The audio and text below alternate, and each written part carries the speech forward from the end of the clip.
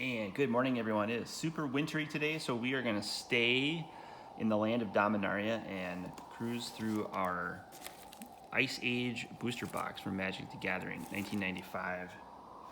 We have, are they in here? Yes. We've opened up 18 packs thus far on the channel. They've all been the Dan Frazier Jester's Cap artwork on the packs. So I think we're going to make possibly another storage box with some of these pack arts. We love that art on the channel. The last pack that we opened was one of these that was signed by Dan Frazier, and let's see, let's put that right there. One of the cards was missorted in the pack, so maybe we're going to open up that one today too, this other signed one, and see if all the signed packs, either both of them, were sorted incorrectly. Hopefully not. We're also going to pull out our price guide.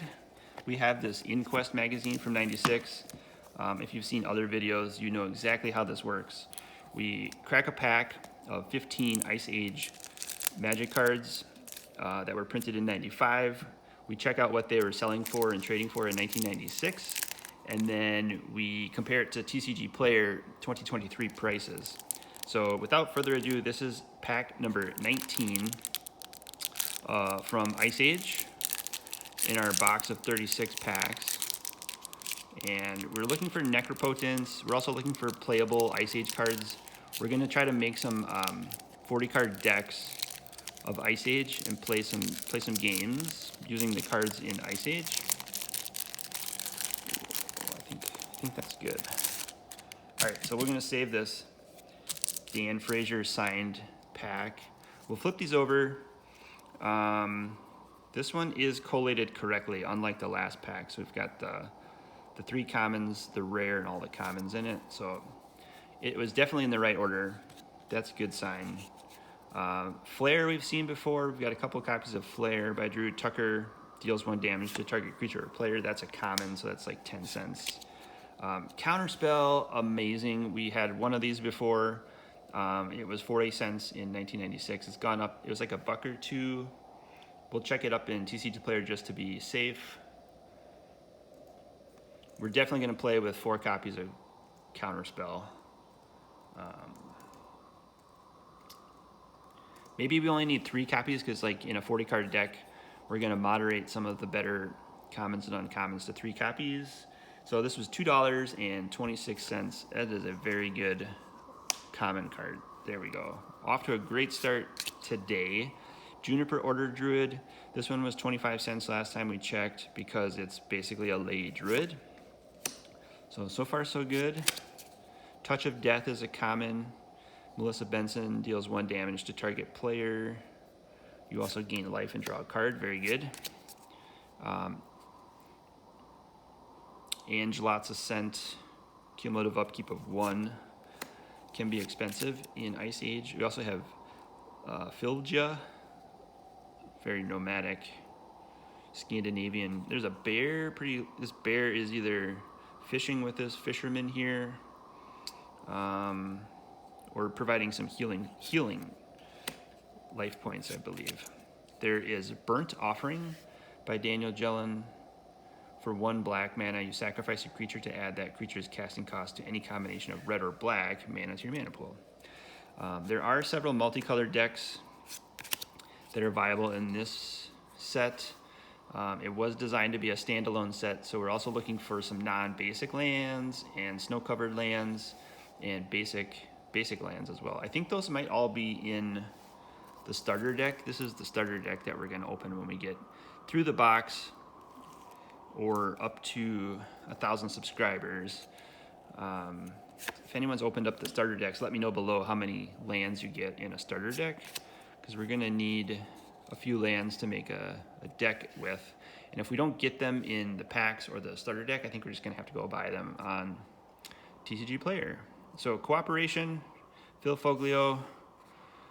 That's a funny looking card there. 2 colorless and a white. It target creature gains banding. Let's just check the price. See, it's a common, so in '96 it would have been 40 cents.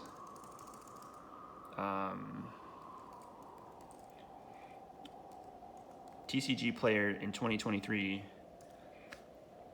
says it's 10 cents. So banding is not really that useful. I did find a nice graphic, and maybe I'll show you in another Ice Age pack.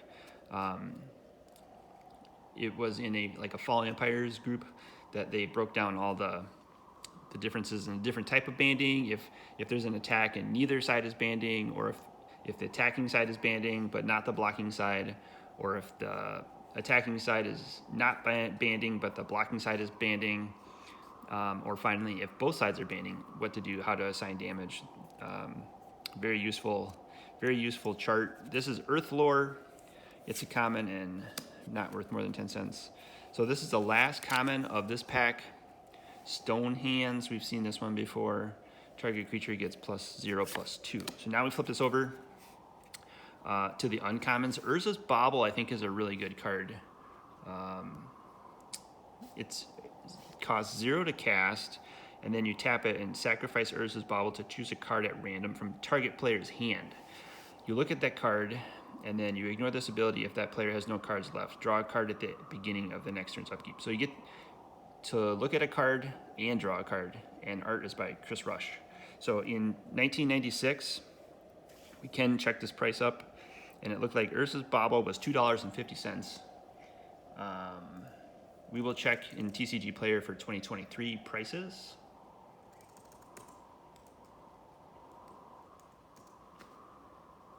Oh my goodness, $6.23. That is definitely a hit of this pack for an uncommon. That's sweet. And look at that, wow. Monster pack, everybody. Ice Flow.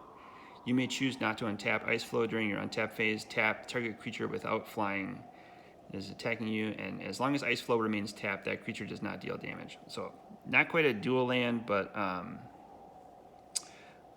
Ice Flow was $4 back in the day. Let's take a look in TCG Player. Looks like 24 cents. So I got excited by the land there. Sorry about that. It wasn't an ad or card waste, but still worth a quarter. We have some awesome art here by Daniel Gellin on this Jothrall Worm. It's a 6/6 worm for 6 mana. And for each blocking creature assigned to Jothrall Worm beyond the first Jothrall Worm gets -2/-1. They also misspelled worm. So up here it's with a U and down here it's with an O. Not sure if that helps, but it's close to Jukel Hops, which was $9 at the day. This was a $3 card in 96. TCG Player.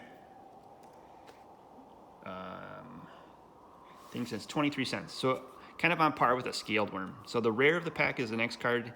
It is, bam. Wow, that's awesome art. Kaja Foglio, Magus of the Unseen. Thought that was a Force of Will for a second, but it's not. We're not opening alliances or any of the new sets that have Force of Will in it. So this is a wizard, 1/1 wizard for a colorless and a blue. You pay a colorless and a blue and tap to untap target artifact opponent controls and gain control of it until the end of turn. So it gives you artifact control. That's pretty cool. Magus of the Unseen was a $10 card. Oh my gosh, $10 back in the day. I hope it's gone up since then, but I think it's probably gone down. 86 cents. So yeah, that's the third most valuable card in the pack. But this 6, 8, 9, 10, 11. So we got about $11 pack there. This was the one that was signed by Dan Frazier. So thanks, Dan, for signing that pack. Thanks everyone for watching this video. I think Urza's Bauble is definitely going to be the winner, the hit of this pack. I know it's played a lot today, maybe even like pre-modern. What do you think? Let me know if you play Urza's Bauble, if you like this. Should I play it in Ice Age? What kind of decks can I make with Urza's Bauble? Appreciate you letting me know below. And stay tuned for the rest of this Ice Age box. It's getting good, everyone. Thanks, everyone.